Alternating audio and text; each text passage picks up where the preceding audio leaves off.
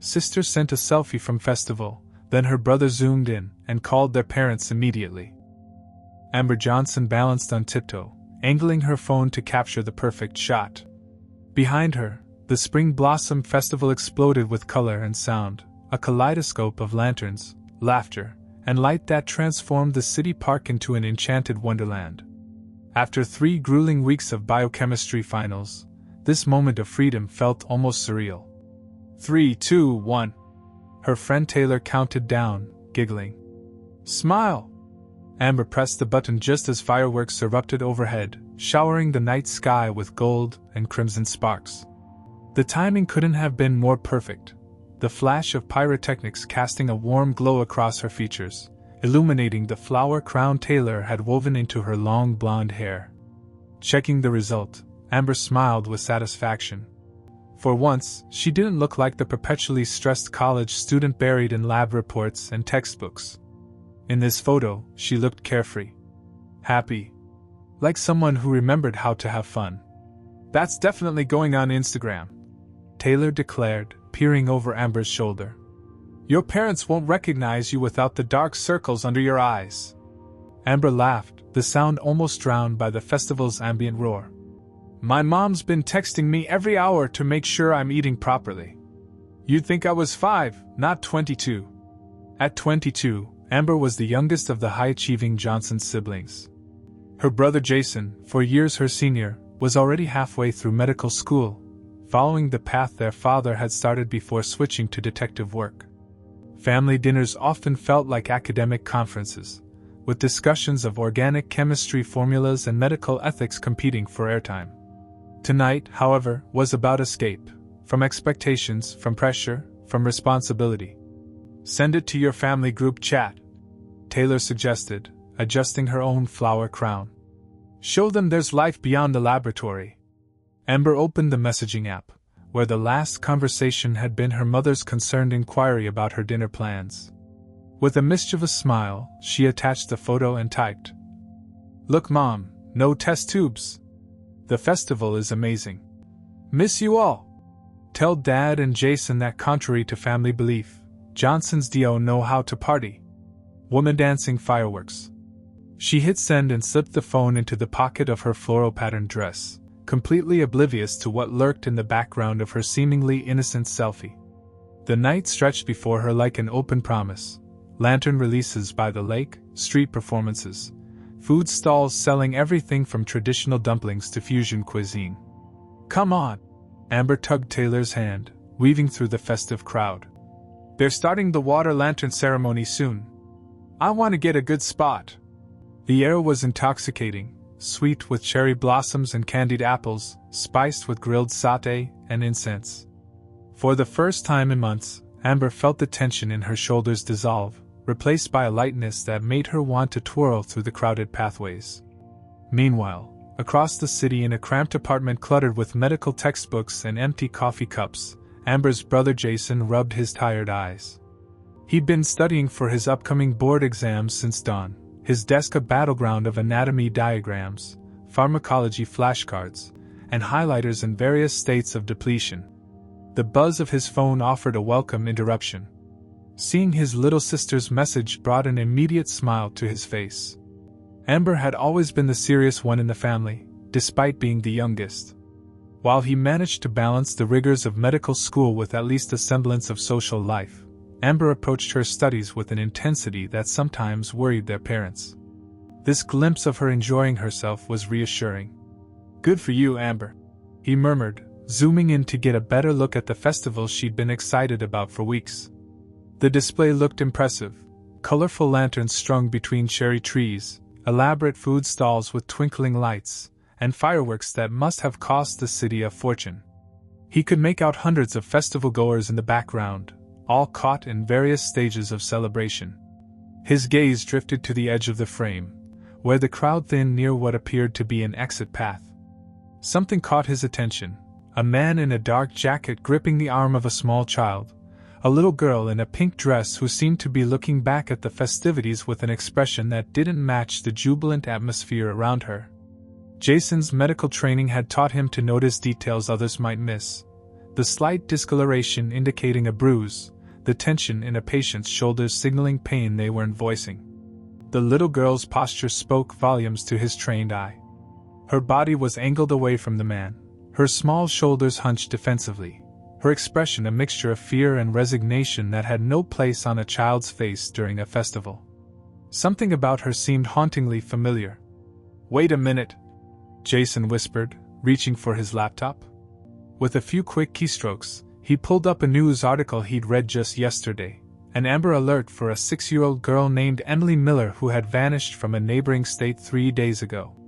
The photo showed a smiling child with distinctive features, a heart-shaped face, widely spaced eyes, and a small birthmark near her right ear. Jason looked back at Amber's selfie, at the terrified child partially visible in the background. Despite the different hair color, the missing girl had blonde hair, this child's was brown. The resemblance was uncanny. And there, just visible on her arm as she reached toward the crowd, was what appeared to be a birthmark in the exact same location described in the alert. His pulse quickened as he enlarged the image further, comparing the child's features with those in the Amber Alert. The statistical probability of such a coincidence was astronomically small. "Oh my God!" he breathed, reaching for his phone with trembling fingers. He needed to call his parents immediately. If he was right, his sister had unknowingly captured evidence of a kidnapping in progress, and the abductor and child were still at the festival with Amber, completely unaware they'd been photographed. His finger hovered over his father's contact. As a former detective, Dad would know exactly what to do. Jason took one more look at his sister's smiling face in the photo, oblivious to the drama potentially unfolding behind her, and felt a cold weight settle in his stomach. He pressed call, knowing that with each ring, the window for intervention was narrowing. Jason's hands shook as he held the phone to his ear, eyes still fixed on the zoomed-in image. The ringing seemed to stretch for eternity. His studio apartment suddenly felt smaller, the air thicker. "Jason? It's nearly midnight. Everything okay?" His father's voice, still carrying the authoritative tone from his detective days, snapped him back to reality. "Dad, I need you to look at something right now." Jason struggled to keep his voice steady. "It's Amber's latest photo from the festival. I'm sending it to you with a news article. Tell me if I'm seeing things." With his free hand, Jason forwarded both the selfie and the Amber Alert to his parents. He heard the ping of message receipt through the phone, followed by silence. His mother's voice murmured something in the background. "What am I looking for, son?" his father asked, confusion evident. Background right edge. Man with a little girl in pink. Zoom in on her face. Another stretch of silence. Jason could picture his father's face, brows furrowed, lips pressed into a thin line, the expression he wore when analyzing evidence during his 20 years on the force. "God Almighty," his father finally whispered. "The Miller girl from the Amber Alert." Jason's stomach dropped. He'd hoped to be wrong, for the resemblance to be coincidental. "I pulled up the alert details. Missing 72 hours from Riverview, last seen with a foster parent under investigation. They've been searching 3 counties with nothing. The hair's different," his father noted, his tone shifting to the clinical detachment Jason recognized from case discussions at the dinner table growing up. "Hair dye is the first thing kidnappers use for disguise." Jason recited what his father had taught him years ago. "But look at the birthmark on her arm, same unique shape, same location. And her eyes, that's fear, Dad." His mother's voice grew clearer, as she apparently moved closer to the phone. "What are the chances of Amber being at that exact spot? Of all the festivals, all the times to take a selfie?" "Astronomical," Jason replied. "But irrelevant now. What matters is that Amber's there and has no idea. The timestamp on this photo is 13 minutes ago." His father's voice turned urgent. "I'm calling Captain Reeves right now. He owes me after the Westfield case. We need officers at that festival immediately, but subtly, can't risk the guy spotting them and doing something desperate. I'll try reaching Amber." Jason was already typing a message. He paused, considering his words carefully. If Amber reacted with obvious alarm, she could inadvertently alert the kidnapper. His father interrupted his thoughts. No! Don't tell her what's happening yet. Just find out exactly where she is, ask for landmarks. Keep it casual. Last thing we need is her confronting this guy. The gravity of the situation hit Jason all at once. His little sister was unwittingly in proximity to a potential child abductor who might become dangerous if cornered. The medical student in him calculated risks with clinical precision. Statistics of violence in child abduction cases flashed through his mind. Dad, what if? Don't go there. His father cut in firmly. I'm dialing Reeves now. Your mother will coordinate on this phone. You keep Amber talking without alarming her. Jason nodded, forgetting they couldn't see him. He typed a message, Hey wild child. Festival looks amazing. Which area are you in right now? By the water? Food stalls? He switched to his laptop, enlarging Amber's selfie further. Despite the pixelation, the little girl's eyes were unmistakable now, wide with silent panic, a plea without words. The man's face was partially obscured, but Jason could make out a sharp jawline and the edge of what might be a scar running along his neck. Jason opened a new browser tab and searched for more details on Emily Miller's abduction. The case had garnered national attention. Emily had been in foster care after her mother entered rehab for substance abuse. The main suspect was a former foster parent named Marcus Wells, who'd had his license revoked after allegations of abuse. Emily had been placed with a new family, but Wells had maintained contact, showing up at her school several times before she disappeared. Amber's reply came through, near the lantern pond. About to see the floating ceremony. So pretty. Why? Jason forced himself to respond casually, just curious. Those lanterns in your pic look awesome. Take lots of photos. His other line beeped, his mother. Jason? Your father's with Captain Reeves. They've confirmed it's almost certainly Emily Miller. The festival is being quietly surrounded as we speak. Plainclothes officers are already inside. Her voice trembled slightly. They need to know if Amber has seen them again since the photo. Jason messaged Amber again. Hey, random question. Did you notice a guy with a little girl in pink near you when you took that selfie? Just spotted them in the background, and the kid looks exactly like someone from Dad's old cases. The 3 dots of Amber typing appeared, disappeared, then reappeared. Weird question? There are thousands of people here. Let me check the pic. Another pause. Oh yeah, I see who you mean. Actually, I think I just spotted them again near the exit path. The girl looks kind of upset. Why? What case? Jason's heart hammered against his ribcage. He relayed the information to his mother, then stared at his phone, trying to decide how much to tell his sister. The wrong move could endanger both Amber and the child. His father's voice suddenly came through the speakerphone. We have officers converging on the exit now. Tell Amber to stay where she is and not approach them under any circumstances. The Johnson family home erupted into controlled chaos. Robert Johnson, retired detective of 23 years, paced the living room with 2 phones, his personal device connected to Jason, and his old police-issued phone pressed to his other ear as he coordinated with Captain Reeves. His wife, Sarah, sat rigidly at the kitchen counter, her fingers flying across her tablet as she pulled up news articles about Emily Miller's abduction. The festival's security has been alerted, Robert reported, his voice taut with the professional calm he'd cultivated through years of crisis. Officers are converging on the exits. They've got Amber's photo to identify her, but they're keeping distance to avoid tipping off the suspect. Sarah looked up from her tablet, her normally warm features hardened with concern. Robert, the alert says this man, Marcus Wells, has a history of violence. What if he sees the officers? What if Amber gets caught in the middle? Robert met his wife's gaze, the unspoken fear passing between them. Their youngest child, always the cautious one, now unwittingly stood at the edge of a dangerous situation. Reeves knows what he's doing, Robert assured her, though his knuckles whitened around the phone.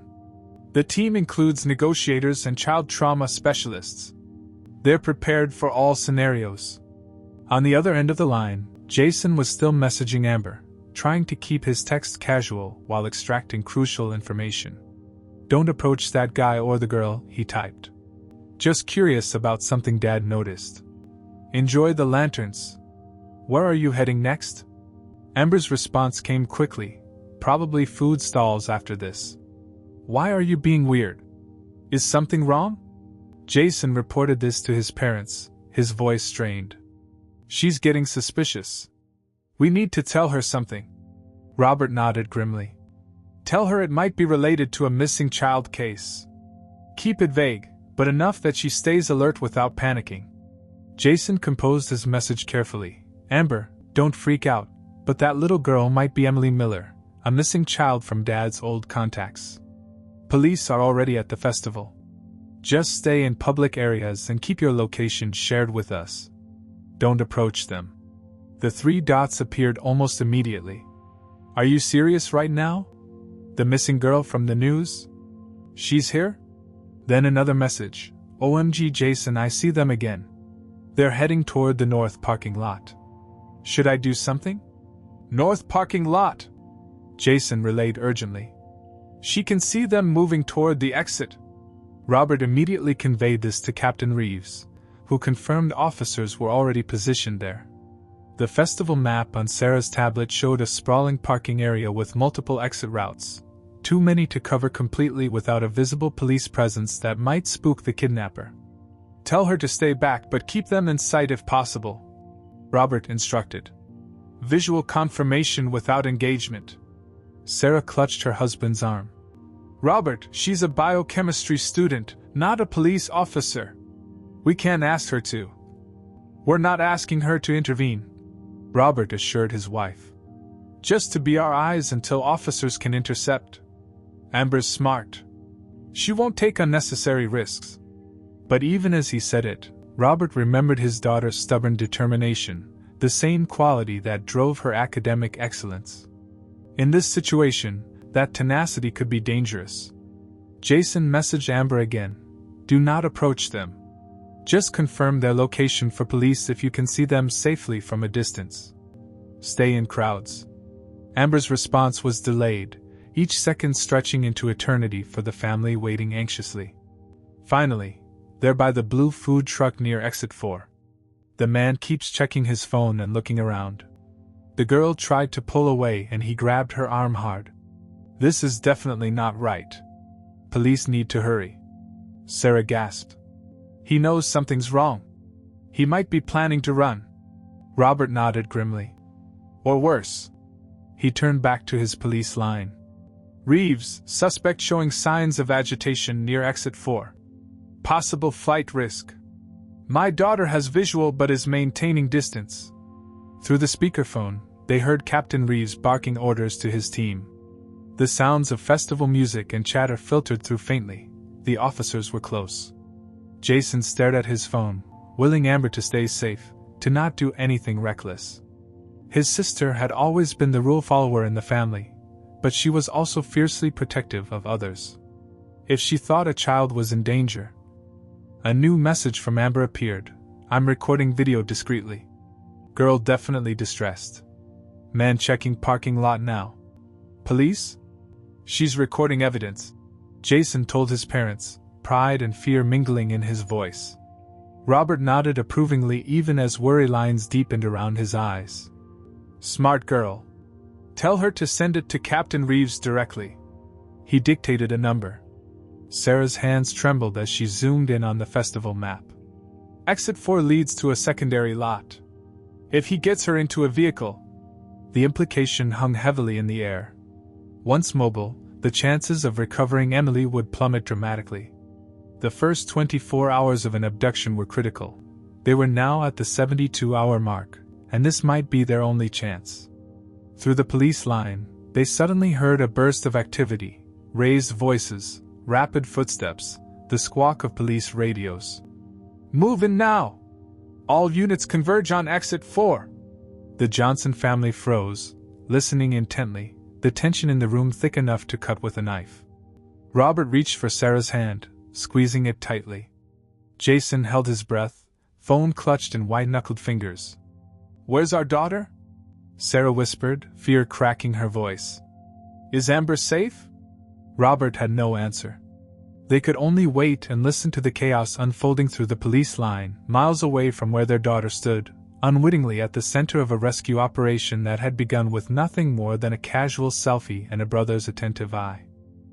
Amber stood frozen by the edge of the lantern pond, her phone vibrating relentlessly in her hand. The string of cryptic messages from Jason had turned her carefree evening into something surreal. The tranquil beauty of hundreds of paper lanterns floating on the water's surface now seemed at odds with the urgency pulsing through her veins. Amber? You okay? Taylor's voice cut through her thoughts. You've been staring at your phone for 5 minutes. Amber looked up at her friend, unsure what to say. How could she explain that her innocent selfie had somehow captured evidence of a child abduction?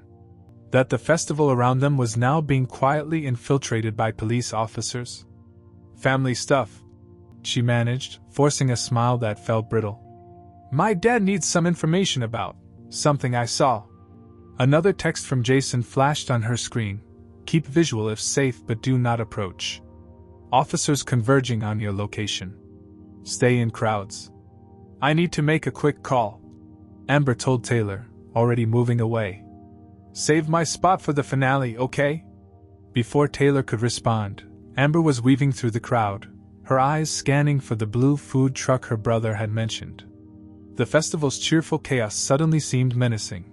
Too many people, too much noise, too many places where a child could disappear forever. She spotted them near the exit sign, the man in the dark jacket, gripping the little girl's wrist with uncomfortable force. Now that she was looking properly, the wrongness of the situation was glaringly obvious. The child's body language screamed distress, shoulders hunched, feet dragging, eyes darting around as if searching for help. Amber's biochemistry training had taught her to observe carefully, to note anomalies, to question inconsistencies. This was a textbook picture of a child in danger. Keeping a safe distance, Amber positioned herself behind a group of teenagers taking selfies. She raised her phone as if joining in their photo taking, but instead hit record, capturing the man and child in frame. The girl, Emily, if Jason was right, looked back toward the festival once more, her small face crumpling with silent tears. The resemblance to the missing child's photos Amber had glimpsed on news headlines was unmistakable, despite the obviously dyed hair. Come on, the man snapped, loud enough for Amber to hear. We're leaving. Now. Amber's heart hammered against her ribs as she continued recording. Where were the police? The man was tugging Emily toward a secluded area of the parking lot, away from the festival lights and crowds. Her phone buzzed with a call. Her father. Dad, she whispered urgently. They're heading to the north lot, section D. The girl is definitely distressed. He's pulling her toward a silver sedan. She described the man in detail, approximately 6 feet tall, athletic build, scar along his neck, dark jacket, baseball cap pulled low. Officers are less than 30 seconds out. Her father responded, his detective voice firmly in place. Amber, listen carefully. Back away now. Return to the main festival area. This is not your responsibility. But Amber couldn't move.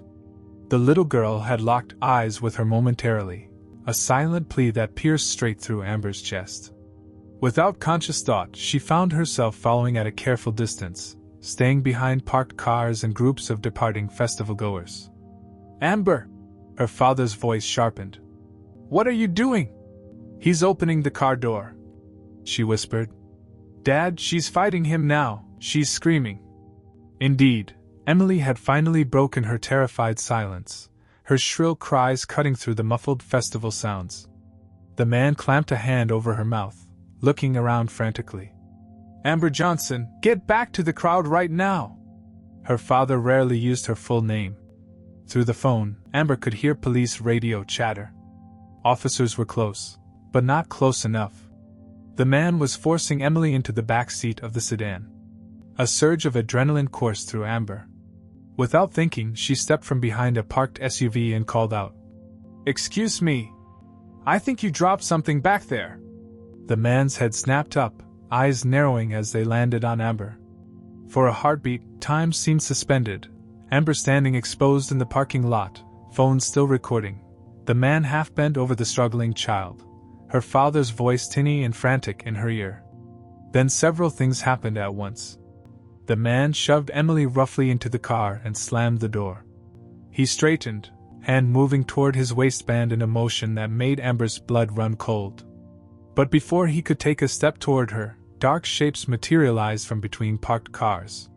Plainclothes officers emerged from every direction, weapons drawn, voices raised in coordinated commands. "Police! Don't move! Hands where we can see them! Step away from the vehicle!" The man froze, calculating his options. Amber saw the exact moment he decided to run, a shift in his posture, a tensing of muscles, but the officers were ready. Two tackled him before he could take 3 steps, driving him to the asphalt with practiced efficiency. Amber stood rooted to the spot, her phone still recording as an officer approached her gently. "Ms. Johnson? I'm Officer Rodriguez. Are you all right?" She nodded numbly, watching as another officer carefully opened the car door where Emily cowered in the back seat. The officer knelt down, speaking in soft tones, hands open and unthreatening. "Your family is on the line." Officer Rodriguez pointed to Amber's phone. "They've been extremely worried." Amber raised the phone to her ear. "Dad? It's over. They got him. The girl is safe." She heard her father's shaky exhale, followed by her mother's tearful voice and Jason's relieved exclamations. The sounds of her family grounded her, pulling her back from the surreal scene unfolding before her eyes. As the reality of what had just happened washed over her, Amber's knees weakened. Officer Rodriguez steadied her with a supportive arm. "You were very brave," the officer said quietly. "Foolhardy but brave. That recording you made will be crucial evidence." Amber watched as a female officer wrapped a shock blanket around Emily's small shoulders. The little girl looked up, her eyes finding Amber's across the parking lot. Something passed between them, recognition, gratitude, a wordless connection formed in the crucible of this moment. What had begun as a night of carefree celebration had transformed into something profoundly different. In the strobing lights of police vehicles now entering the parking lot, Amber realized her life had just pivoted irrevocably around this single point in time: a selfie, a background figure, a brother's careful eye, and her own decisive actions. The festival's ambient noise faded to a dull roar as Amber watched the scene unfold before her. Police radios crackled with status updates while officers secured the perimeter, directing curious onlookers away from the parking lot. The man, Marcus Wells, she now knew, lay face down on the asphalt, hands cuffed behind his back, surrounded by stern-faced officers. "Ms. Johnson, we'll need your statement," Officer Rodriguez said gently, guiding her toward a police vehicle with lights silently flashing. "But first, are you certain you're uninjured?" Amber nodded mutely, her gaze fixed on the little girl seated in the back of a different police car. Emily Miller sat wrapped in an emergency blanket, her dyed brown hair falling in disheveled strands around her tear-stained face. A female officer knelt beside her, speaking softly while a medic checked her vitals. "She's been missing for 3 days?" Amber asked, her voice barely above a whisper. 72 hours almost exactly," Rodriguez confirmed. "The first few hours after an abduction are critical. After that, recovery rates drop dramatically. You and your brother may have prevented this from becoming a cold case." The reality of what might have happened sent a chill down Amber's spine despite the warm spring evening. She thought of other missing children whose faces flashed on the news, how many of them vanished forever, their families left in perpetual limbo. "Can I talk to her?" Amber asked suddenly. Rodriguez hesitated. "That's not standard procedure. She'll need to undergo medical examination and specialized interviewing with child psychologists." Before Amber could respond, shouting erupted near the silver sedan. Wells was struggling against his restraints, his voice rising above the commotion. "You don't understand," he yelled, twisting his head toward the officers. "I was protecting her.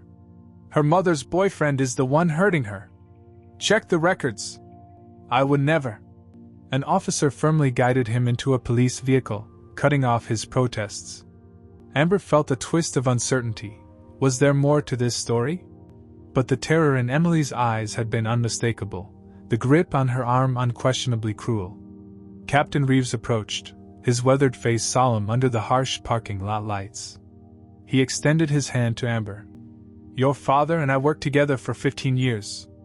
He always said you were the sensible one in the family. Tonight you took a risk, but your actions helped secure a positive outcome." Amber accepted the handshake, feeling strangely detached from her own body. "It wasn't me.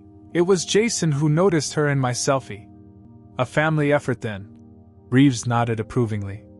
"We've been searching 3 counties for this girl." Wells covered his tracks expertly, using cash only, staying off main roads. "We never expected to find them at a public festival. He was hiding in plain sight." Amber realized. Who would look for a kidnapper at a family event? "Overconfidence is often how we catch them," Reeves confirmed. "That and luck. And observant citizens like your brother." A commotion near Emily's police car drew their attention. The girl was becoming agitated, pointing toward Amber while speaking urgently to the female officer. After a brief conference with the medic, the officer approached. "The child is asking to meet you," she explained. "She says you were watching her, that you saw her. Dr. Myers thinks a brief interaction might actually be beneficial. Would you be willing?" Amber followed them to where Emily sat, small and fragile under the emergency blanket. Up close, Amber could see the hastily applied hair dye, the dark circles under her eyes, and something else, a resilience that seemed extraordinary in someone so young. "You're the girl who helped catch the bad man," Emily stated simply, her voice hoarse but surprisingly steady. Amber knelt down to eye level. "I just happened to be in the right place. Are you okay?" Emily's lower lip trembled. "I want my mom. He said my mom didn't want me anymore, but that's a lie." "I know it's a lie.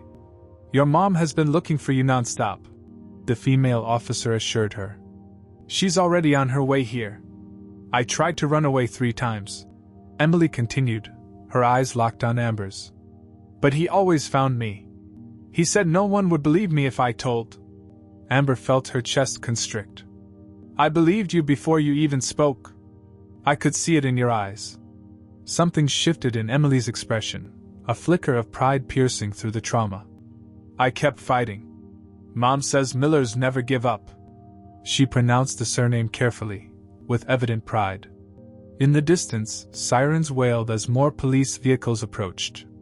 Amber's phone buzzed incessantly with messages from her parents and Jason, from Taylor wondering where she disappeared to, from friends responding to the selfie she posted what felt like a lifetime ago.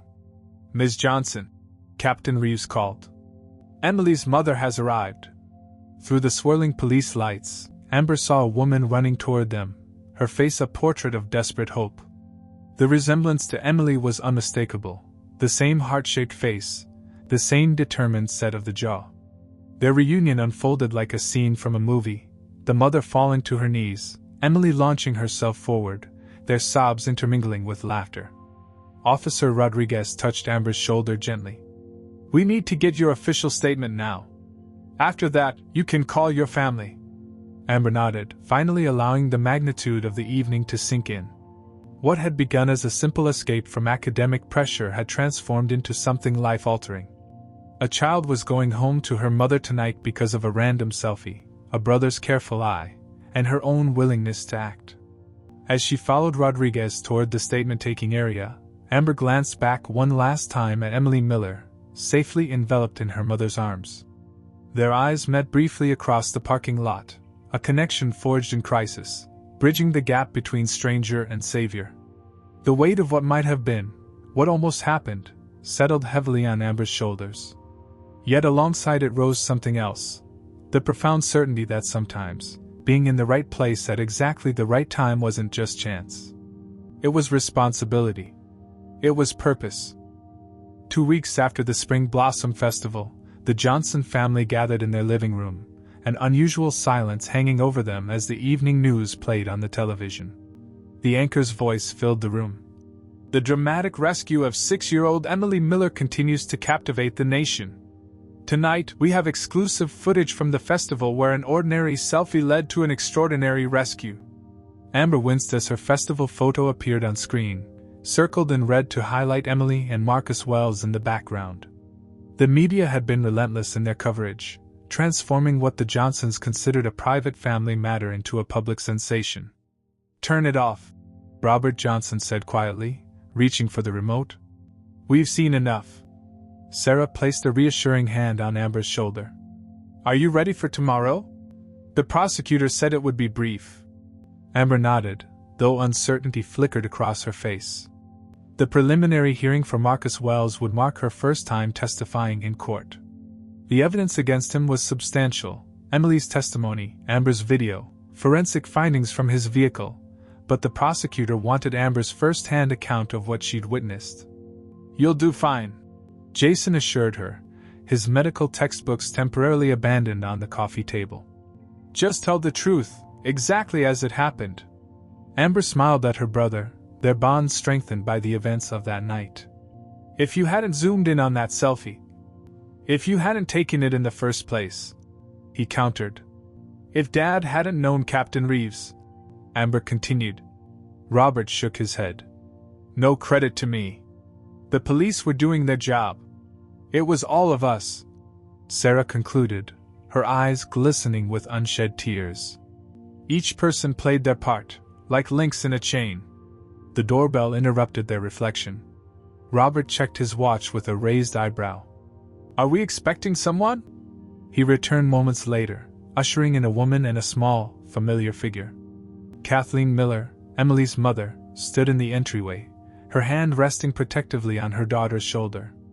Emily's hair had returned to its natural blonde, and some of the haunted look had faded from her eyes. "We hope we're not intruding," Kathleen said hesitantly. "Emily wanted to give you something before tomorrow's hearing. We won't stay long." Amber knelt down to Emily's eye level, the way she had that night in the parking lot. "Hello again, Emily." The little girl stepped forward, clutching a carefully wrapped package. "I made this for you. For all of you." Inside was a framed drawing, childish yet poignant, four stick figures labeled Amber, Jason, Dad Detective, and Mom, each holding a piece of a puzzle that formed a heart. In the center was a smaller figure labeled Me. "It's beautiful," Amber whispered, genuinely touched. "My counselor said I should express my feelings through art." Emily pronounced the words with careful precision, clearly repeating what she'd been told. "And my feelings are, thank you." The adults exchanged glances over Emily's head, the unspoken weight of what might have been hanging in the air between them. "The prosecutor told me what happened to the bad man," Emily continued, her voice growing smaller. "He said Mr. Wells used to be my foster dad before he did bad things, and that's why they took me away from him. He said Mr. Wells was sick in his mind." Kathleen squeezed her daughter's shoulder. "We're working through this day by day. The important thing is that Emily is safe now, and she knows none of this was her fault." Robert nodded solemnly. "Justice will be served. I've known Judge Hernandez for 20 years. He doesn't take child endangerment lightly." After Kathleen and Emily departed, the Johnson family remained in thoughtful silence, the framed drawing propped on their mantel alongside family photos. "I've been thinking about changing my major," Amber said suddenly. Her parents exchanged surprised glances. Amber had been passionate about biochemistry since high school. "To what?" Jason asked. "Psychology, with a focus on child trauma." Amber met their gaze steadily. "Meeting Emily made me realize there are different ways to save lives." Sarah reached for her daughter's hand. "Whatever path you choose, we're proud of you. Of both of you." Later that night, as the household settled into sleep, Amber sat at her desk, staring at the selfie that had changed everything. The authorities had asked her not to delete it, as it remained evidence in an ongoing case.